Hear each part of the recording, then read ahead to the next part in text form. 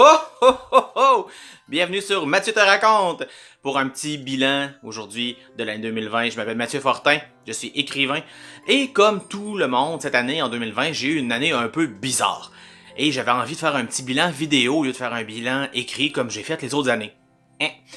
C'est ça, avoir une chaîne YouTube. Ça a l'air que j'avais besoin d'avoir ça pour pouvoir parler de mes livres puis raconter des histoires. Ça m'avait été suggéré par un élève à la fin de l'année 2019. Alors moi, comme je suis un petit garçon qui écoute bien les consignes, j'ai accepté. Et cette année, j'ai commencé à explorer YouTube. Bon, on s'entend là, je suis pas super bon encore, mais bon, on travaille, on espère que ça s'en vient, puis peut-être que ça va être meilleur en 2021, on sait jamais. J'avais envie de te parler de ce que j'ai fait cette année, de mes livres que j'ai publiés, mais aussi de comment ça s'est passé tout au long de l'année. Fait que, si jamais ça t'intéresse pas, tu peux déjà aller à la fin de la vidéo pour pouvoir avoir un petit aperçu de ce qui s'en vient en 2021. Si jamais t'as envie de savoir ce qui s'est passé en 2020, ben t'as juste à écouter les prochaines secondes de cette vidéo-là. J'ai publié plusieurs livres en 2020. Là, faut que tu comprennes que les livres publiés en 2020, souvent, ils ont été écrits avant. Je vais essayer de te présenter rapidement chacun des projets. On part. Moi, je suis super actif dans les écoles au Québec, je fais des rencontres d'auteurs, je fais des ateliers d'écriture, et parfois j'écris des livres avec les élèves. Fait qu'en janvier, en 2020, j'ai commencé à écrire des livres avec les élèves de l'école primaire Curé-Brassard à Nicolette, où j'habite, avec les 4e, 5e, 6e années, même un groupe de 3e. J'ai commencé à écrire ça, tranquillement, et en même temps, j'ai commencé 2 projets à Longueuil, à l'école Jacques Rousseau et à l'école spécialisée des Remparts, de romans dont vous êtes le héros. Au mois de mars, évidemment, tout ça, fini. Plus d'école, qu'est-ce qu'on fait avec ces projets-là? Mon premier roman 2020, Transfert mortel, est paru fin février, en théorie, mais plutôt début mars. La semaine de mars où il y a eu de l'école après la relâche, je l'avais dans mes mains. J'ai pu le montrer aux élèves, puis là, paf! Plus rien qui fonctionne. Juste pour te dire, le 13 mars, l'école a fermé pour un bout. Moi, ma fête, ben c'est le lendemain. Fait que depuis ma fête, la société vire tout croche. Je suis pas responsable des accidents. Transfert mortel, c'est mon premier livre publié en 2020. C'est un roman de la collection Frisson, donc qui met en scène une jeune fille qui va participer à un espèce d'échange étudiant qui va virer tout croche. Fin mai, début juin, est paru un livre qui devait sortir en avril, mais finalement qui a été décalé. Maxime Superpuissante, le volume 1, L'étincelle, publié chez Andara. Ce livre-là, première version, 2015 environ, que j'ai commencé à l'envoyer à des éditeurs et finalement en 2019 chez Andara, ça les a intéressés, la version que je leur ai envoyée et c'est comme ça qu'on a commencé à publier Maxime. Il devait sortir en avril pour le Salon du livre de Québec, il a été décalé de quelques semaines et ça a amené un décalage aussi pour la suite, je t'en reparle tantôt. Juin, je me fais approcher par l'école spécialisée des Remparts. Les élèves qui sont pas retournés à l'école, sont au secondaire, décident qu'ils veulent terminer le projet. Donc, ils se mettent à écrire à la fin mai les scènes manquantes dans leur roman dont vous êtes le héros et je reçois les textes, je les corrige, on fait le montage, on envoie ça en impression et à la fin de l'année scolaire, donc genre le 20 juin à peu près, nous avons entre les mains Livre mortel, un roman dont vous êtes le héros écrit avec des élèves du secondaire. Ces livres-là sont pas disponibles nulle part, tu peux pas les acheter à moins que la prof en ait en stock assez et qu'on la contacte pour en avoir un. Mais sinon, ces livres-là sont quand même relativement rares. Par contre, vous pouvez les emprunter grâce à la Bibliothèque nationale du Québec parce que j'en envoie toujours des copies à la BANQ. Là, après ça, c'est un peu bizarre, parce que là, contexte de pandémie, il y a des projets un peu bizarres qui se présentent, un peu étranges, différents de d'habitude.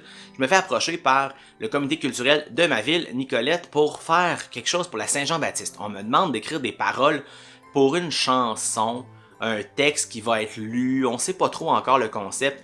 Bref, je dois écrire une espèce de poème, slam, chanson, on sait pas trop. Et on a fait une vidéo pour ça, qui a été diffusée à la Saint-Jean-Baptiste. C'est quoi la fête nationale? La fête nationale, c'est notre fête à tous.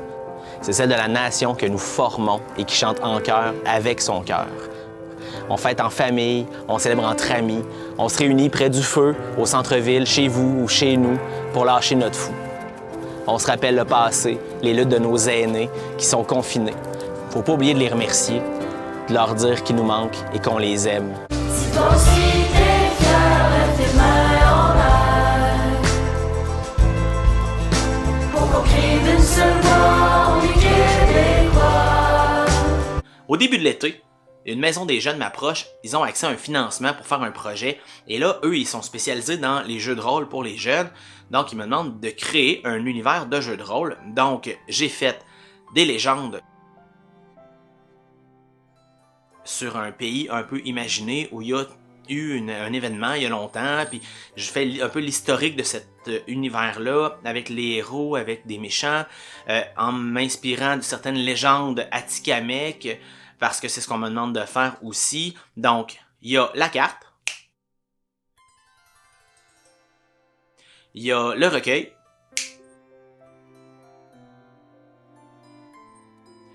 et voilà, les jeunes ont pu avoir accès, à partir du début de l'automne, à cet univers de jeu de rôle-là, qui est aussi inspiré avec leur jeu Grandeur Nature qu'ils font à chaque année.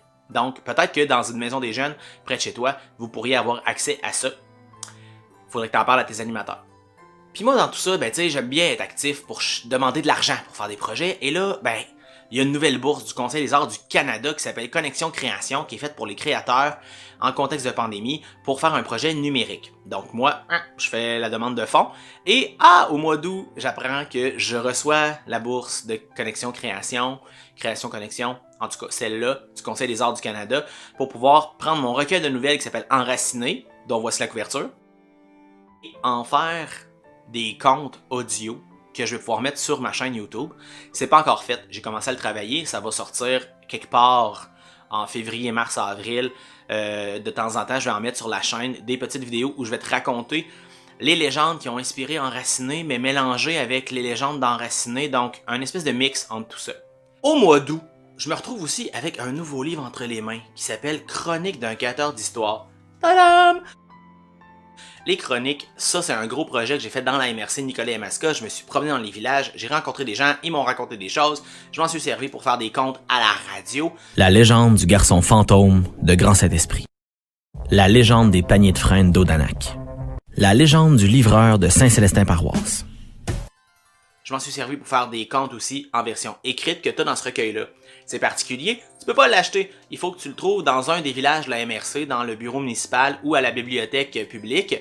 Sinon, prochainement, dans les prochaines semaines, je vais pouvoir te mettre le lien pour que tu puisses le télécharger numérique et le lire en PDF dans ton appareil numérique, dans ton téléphone, dans ta tablette, dans ton ordi, sur ta TV, en tout cas. Puis c'est là, fin août, début septembre, dans ce bout-là, que je reçois à la maison les copies de 2 trucs dont je suis très fier. 100 mystères et découvertes qui ont changé le monde, et son petit frère, 100 inventions qui ont changé notre quotidien. Les éditions Petit Génie m'avaient approché pour faire des documentaires pour les enfants avec ces concepts-là, et j'étais vraiment content parce que j'avais hâte de pouvoir faire des documentaires pour enfants, et voilà, c'est commencé. Et je te mentionne ça comme ça, mais dans ce bout-là, j'étais en train de travailler sur quelque chose qui va sortir à l'automne 2021, mais je peux pas t'en dire plus. En septembre est arrivée la concrétisation d'un projet qui datait d'1 an. Donc en 2019, à l'automne, j'avais commencé à rencontrer des groupes de scouts de Louveteau pour faire des nouvelles légendes de feu de camp. Et c'est en... J'essaie de rappeler mon livre. Et c'est en septembre que... Tadam! Nouvelle légende de feu de camp est parue. Donc, auto-édité par moi. Si vous voulez en avoir une copie, il faut m'écrire à moi. C'est moi qui vends ça. Donc, 16 nouvelles légendes de feu de camp inspirées par les peurs des louveteaux d'aujourd'hui, donc par les 9-12 ans du centre du Québec. Le projet est réalisé grâce au Conseil des arts et lettres du Québec, partenariat régional Centre du Québec. Des monstres marins, des esprits vengeurs, des légendes de village, des toilettes hantées, des forêts dangereuses, des applications possédées, des vidéos mystères. Il y a toutes sortes d'affaires là-dedans. Nouvelle légende de feu de camp. Le chêne carnivore. La vidéo maudite. La voix de la bête. Puis là, en septembre, il arrive quelque chose de vraiment cool. Je publie mon mini-big! Et oui, la palpitante aventure de Taco, qui met en scène un petit Taco, qui s'appelle Taco, qui travaille dans un restaurant Tex-Mex où le chef cuisinier a disparu et qui va partir à l'aventure dans les couloirs reliant les restaurants en essayant de retrouver Diego Jalapeno. Donc, une petite histoire drôle pour les enfants à partir de 7 ans, donc première année, deuxième année, quand ils commencent à lire. Lisez ça avec eux, c'est vraiment le fun de pouvoir lire ça. Les parents, donnez-vous un peu de temps, puis lisez ça avec vos enfants. Vous allez sûrement attraper des blagues qu'eux attraperont pas. Je vous ai fait des petits clins d'œil juste pour vous. Puis là, en septembre, arrive le message vraiment cool aussi qui me dit « Hey hey! votre bourse vous sera accordée. Donc, un autre financement du Conseil des arts et lettres du Québec, volet régional, pour faire un projet, cette fois-ci avec les gens qui font l'école à la maison. J'avais envie d'écrire avec les jeunes qui vont pas à l'école, qui font l'école avec papa et maman à la maison. Donc, c'est un projet qui s'appelle Écrivain en herbe et en ce moment, on travaille là-dessus. Donc, je les rencontre une fois ou 2-3 semaines pour faire un atelier d'écriture. Ensuite, ils ont à écrire une scène et on va créer un roman collectif. Et moi, pendant ce temps-là, je travaille sur des légendes qui se passent dans des lieux mythiques du centre du Québec qui vont ponctuer ce roman collectif-là. Ça va sûrement paraître à la fin du printemps, au début de l'été, si on est capable. Au pire, ça va aller à l'automne 2021. 2021. Donc, petite exclusivité, il y aura ce livre-là quelque part à se procurer. Donc, voilà, ça s'en viendra. Je travaille là-dessus en ce moment. En septembre, une prof avec qui j'ai déjà fait des projets m'approche pour me demander si je veux venir écrire avec ses élèves. Ils ont du budget cette année à cause de la COVID. Il n'y aura pas de sortie, donc on pourrait faire un projet d'écriture. Et voilà, c'est comme ça qu'est né le projet Dans les ruines du monde. Ça, c'était les couvertures de Dans les ruines du monde. 7 groupes en tout qui ont participé au projet. Il y en a un, malheureusement, qui, les élèves ont décidé que ça leur tentait plus en cours de route. Donc, ceux qui ont voulu compléter, on les a intégrés dans un autre groupe. Et c'est comme ça que 6 romans collectifs Dans les ruines du monde ont été écrits par les élèves avec mon coaching, avec ma collaboration. Et il y en a un qui est déjà imprimé, qui a été lancé à la dernière journée d'école.